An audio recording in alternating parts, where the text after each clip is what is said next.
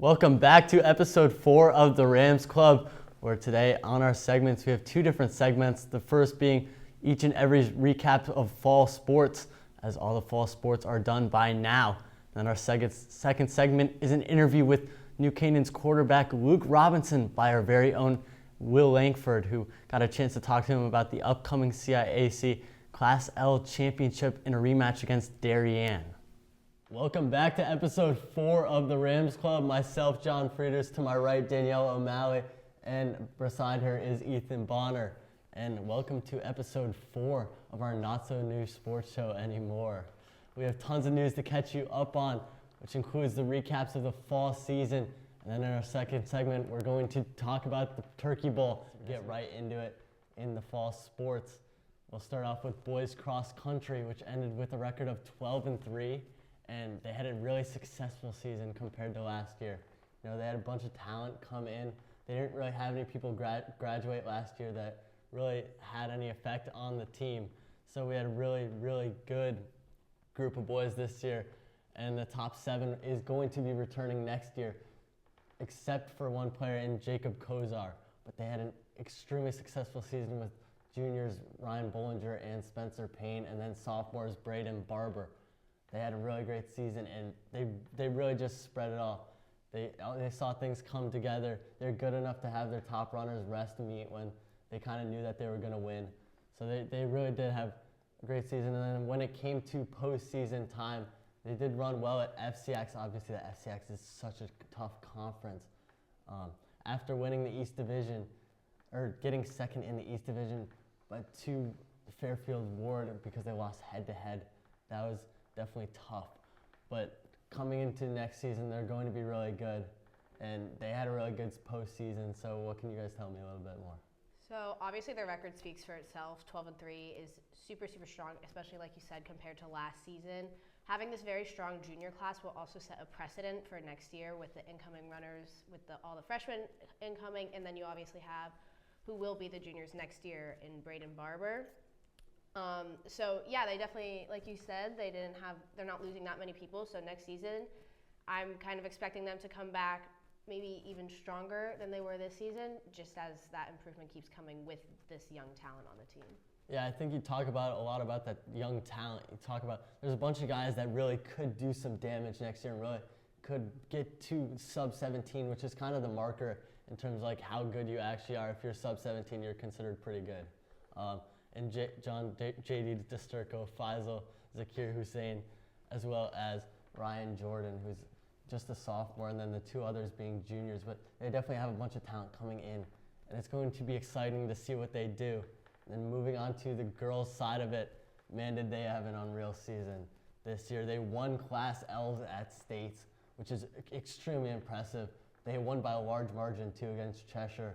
They really performed well throughout the entire season, with the lead runners, obviously, in Charlotte Moore, Rodea Releva, and Eliana Civelli.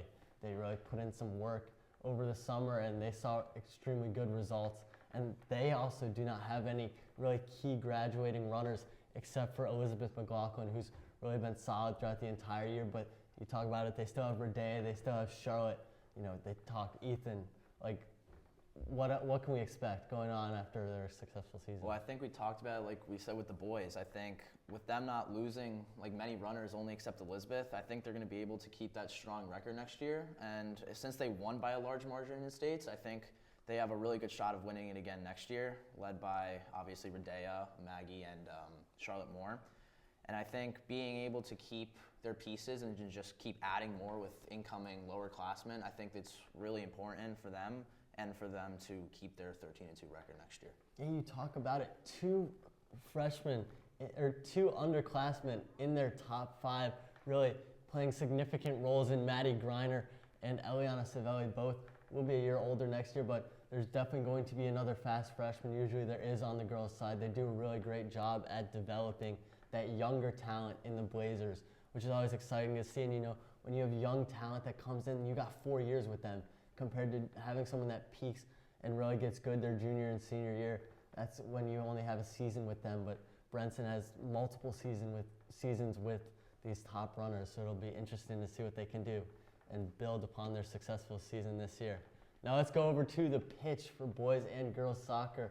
Danielle, what can you tell us about, looks like we're going to start off with boys soccer. So boys soccer, they finished their season 4-7-4. They did not qualify for states or FCIACs, which was obviously very disappointing.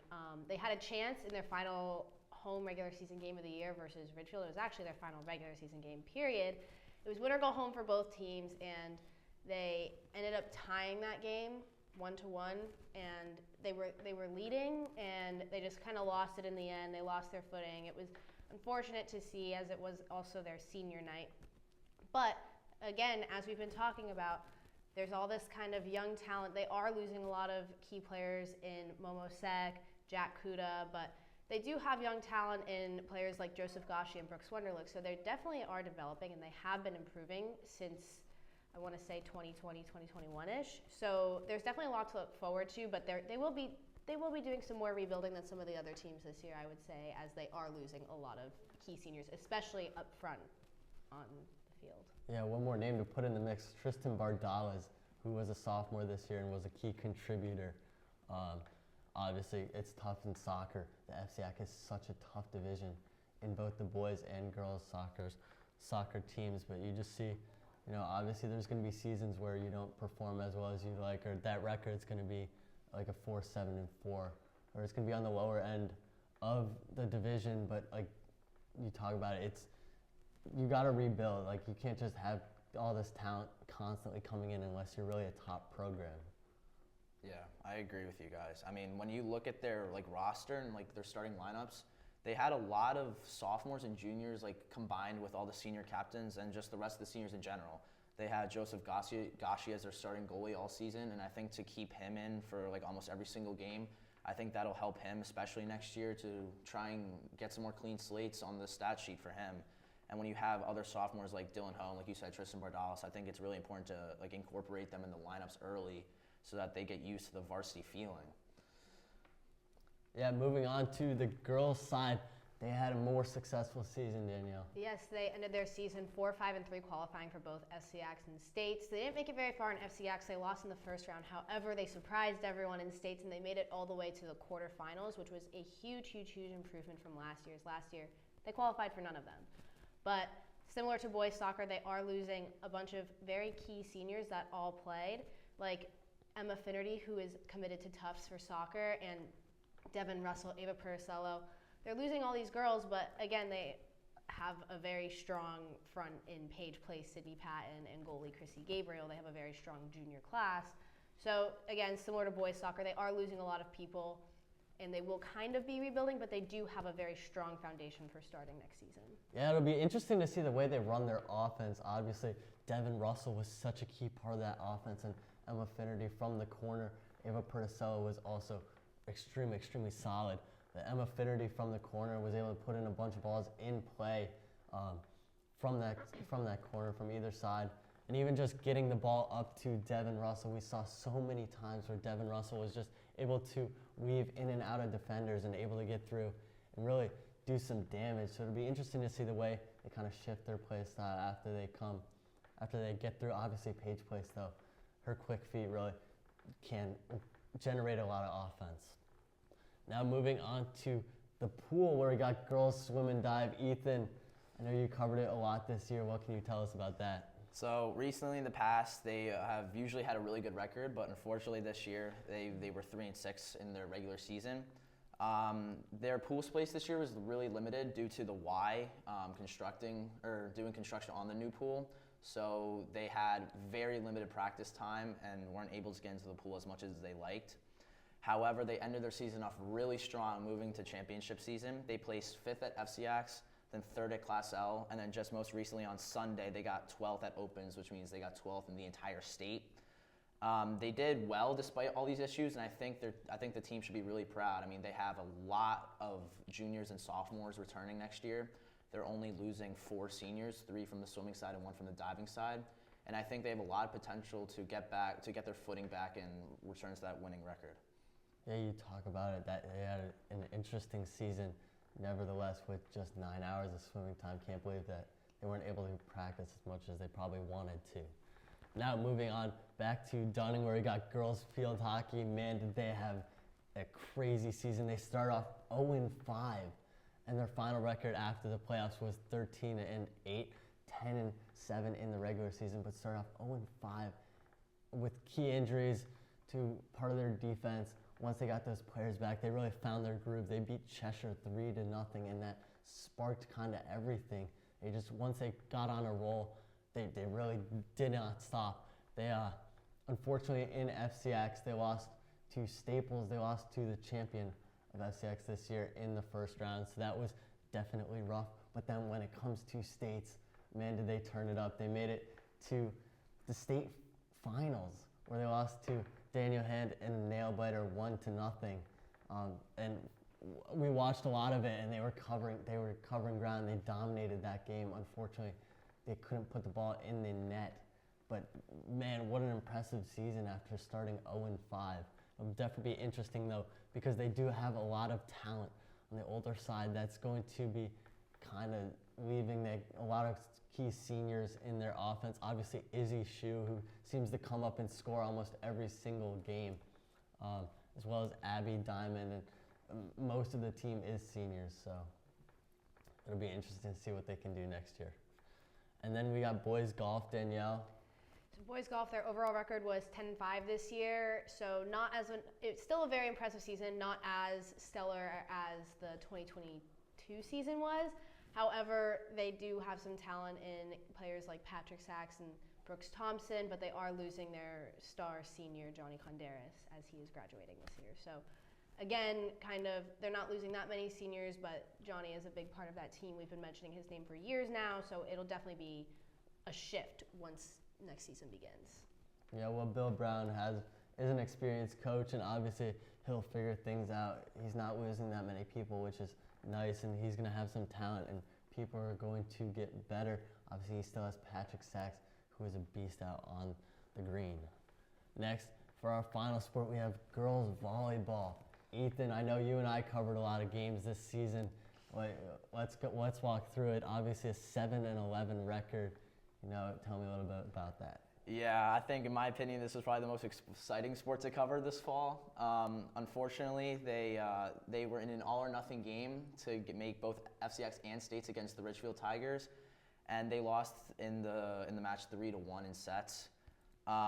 It was also senior night. It wasn't obviously the way that they had thought it would have gone, but I think overall they had a really, really good season.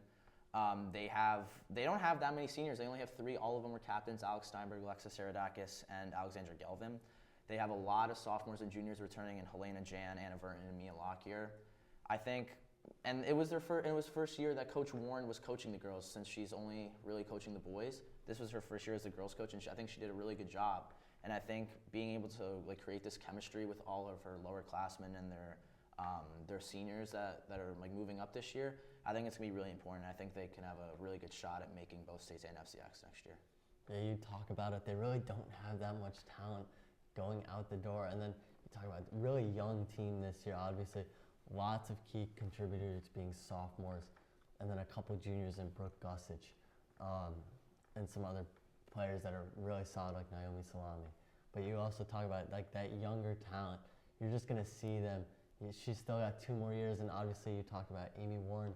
It's her first year coming in coaching, but she has proven time and time again with the boys that she can be successful. She brought them to the state championship, I believe, last year. Yes. So she's shown that she can win, and it'll be interesting to see what they can do next year. Obviously, a little bit of a disappointing season, but more of a rebuilding year, and they really did battle throughout the entire year. Thank you guys for joining us here for segment 1.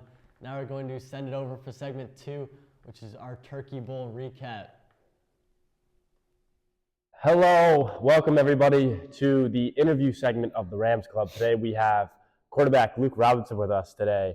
Luke, you've had an impressive season so far. Happy you're on today with us, so let's get right into it. So what are your thoughts playing Darien? We beat them in the Turkey Bowl 31-17, but obviously they're going to be better prepared. Playing a team twice, you kind of get a feel of what they're trying to do. So what do you feel about Darien? Yeah, they're a great team. First of all, a great coaching staff, really good players, especially on offense. They got that big guy, Kevin Roach. But yeah, always playing a team second time around makes it a lot harder. And so we kind of know that, and we got to come in focused and ready to go. So. Right, yeah, in 2021, we beat them in the Turkey Bowl, and then we lost in the semifinal. And, so it's hard to beat a good team twice, and they're looking, really Exactly. hot right now. Yeah. So we got to bring our best game. Exactly. You're 9-1 as a starter, obviously 2 games sitting out due to injury, but you've recently stepped in this role, first year, being the starting quarterback. How have you had this much success? I got to give credit to the coaching staff and really the athletes around me. It's definitely not an effort by myself, and this is a really talented team I'm around, and we push each other, especially our defense is so good. Going against them in practice really makes us as an offense a lot better, and then we can push each other to be the best we can be, which has been hugely important. So. Yeah, when you play the best defense this day every day, makes you you play your best, be your best. So you've been playing some of your best football. 3 touchdowns and a crucial 2-point conversion, in the past 2 playoff games. How have you bounced back from that injury later in the season and just started, playing really well? Yeah, I think coming off that injury, it was playoff time, and we knew we all had to be focused and dialed in. And I've put in a lot of effort in trying to prepare for these games. And again, it is not all me. The receivers around me are amazing, including this guy right here. And they've been making plays and making me look good. So that's great to hear. And then something that's actually not talked about a lot because your quarterback play overshadows it. Your holds. They've been on point all season. You had the hold for the winning field goal with Tucker. In rain games like Ludlow, you just were perfect. So can you explain to me what went into that final play where Tucker was able to sign us to the championship and how we got him to jump off sides twice? Yeah, it's actually a really fun role to play, just because it makes you feel more involved. And during that game, it was a special one because our sideline was all on their knees, linked, and so I was on the ground getting ready to take the snap, and then just seeing that spectacle was really special. And then Tucker has just been doing great all year. He had the confidence, and again, I did my job along with our snapper Barnard, and he kicked it through. So credit to him. That's great. Yeah, it was a insane play. Just a great moment for everyone. It was very cool to experience. All right, now let's get into a fun part of the interview. We're going to some who's most likely to, everybody's favorite part. So let's start off with the first one. Who's most likely to have the best drip? Unfortunately, I'm going to go with Connor Mazza. I know he's going to take that to his ego, but he does have some good drip, and I'll give it to him. Who could be a second best? This guy's asking for it. I'm going to go Langford. There we go. But yeah. All right. Who's most likely to say a funny or obnoxious comment during film? It's got to be a sophomore, Andrew Esposito. He's just got some out-of-the-blue comments that really catch you off guard. Him along with Cooper Smith. Yep, that's what I was thinking too. They're just 2 great guys to have in the locker room and in film. So. When we're in the small film room, just skill positions, they just say some of the most outrageous stuff. They're such clowns sometimes. Who's most likely to show up late to practice? It's got to be Brad. The kid is out there 10 minutes late every single day, consistently. Even getting yelled at by our coaches, it does not faze him. He is out there every single day late. And last, who's most likely to sing or dance during practice? It's got to be Russie. He's always got a lot of energy and always in a good mood. And you can see that through his goofy little dances on the sidelines and in practice. So, it's always good. He's getting the morale of the team up and keeping it fun and light. And so I got to give credit. I was thinking when Spanish music comes on, it's got to be Gark. Gark doesn't have the best moves, but yes. Yeah. And our last question of the day to wrap it up. Who on the team would you not let date your daughter? I'm going to again have to go with the sophomore, Andrew Esposito. Nothing against the kid. Nothing against him, but I couldn't agree more. No shot. Yeah. All right, Luke, that'll wrap up today from the Rams Club. Good luck in the state title. Let's hope we win. Thank you. Thank you, Will. That was an amazing interview with Luke Robinson and definitely taught us a little bit more about what the quarterback is thinking going into the Class L championship. New Canaan ended up winning the championship 28-21, and it was a very close game. So thank you for joining us for that. And then our segment on the fall recaps, that was also a great segment. Tune in next week for all in-depth interviews on the winter side of New Canaan Athletes Sports. Thank you, and that will be episode 5 airing next week.